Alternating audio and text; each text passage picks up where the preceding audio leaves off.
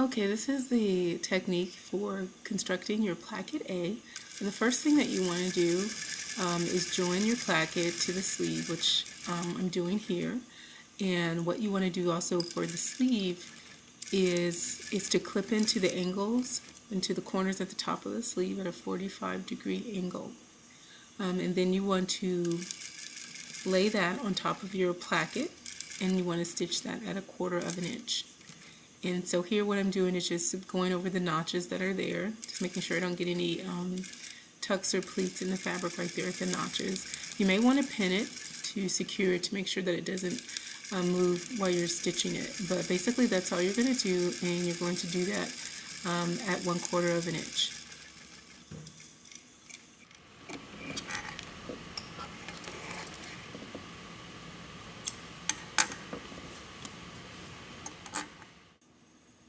So after you stitch your placket to your sleeve at 1/4 of an inch, you want to then fold over your placket over to the right side, and after that you're going to edge stitch it onto the sleeve. So what I'm doing right here is just getting ready to edge stitch that. And when you do this, you want to make sure that the folded edge that you folded on your placket is on the top, and that's the right side of your sleeve. So right here you just want to go ahead and edge stitch that onto your sleeve. So when you're edge stitching too, it's kind of helpful if you want to kind of try to feel for the seam underneath. So before I start, I'll try to feel a little bit about where the stitching is, so I can kind of keep my edge stitching right on both sides of the sleeve. I did pin it a little bit to prevent it from moving, and you may want to do that too if you think that might help you to keep it a little bit steady. And what I like to do is just check on the other side, and then fill my seam again, and continue to sew.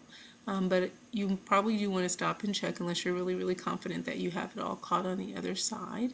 But it's a good idea just to kind of stop and check and see if you can feel with your finger where that line is where you stitched your original seam.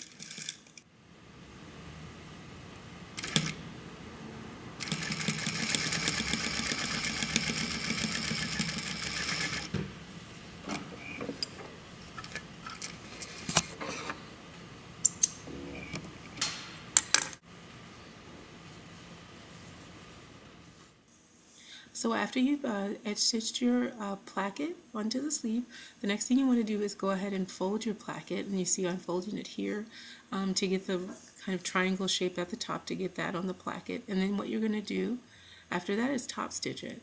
And in order to fold it, what you kind of have to do is take the placket and kind of fold the inside at a 90-degree angle and then fold it over again. And it kind of wants to lay that way naturally and make that little peak at the top that you see there. And I just pinned it in place so you could see the shape there. And you might want to leave the pin in and go ahead and start the top stitching. This is the other side on the back, and you just want to make sure that it's all tucked in and it's straight across in the back. And then what you want to do is go ahead and start top stitching your placket there.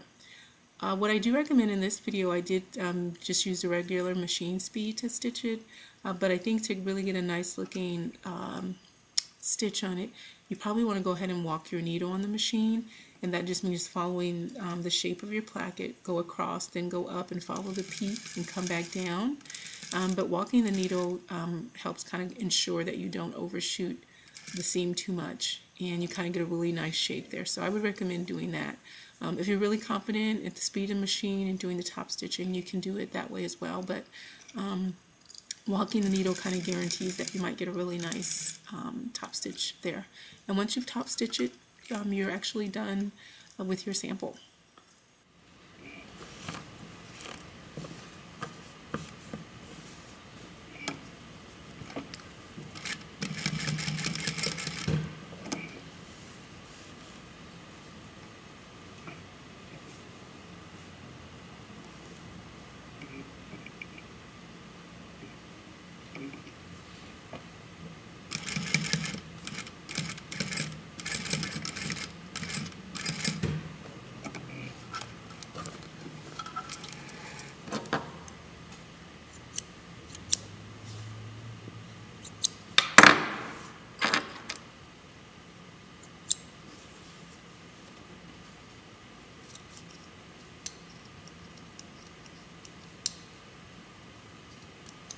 A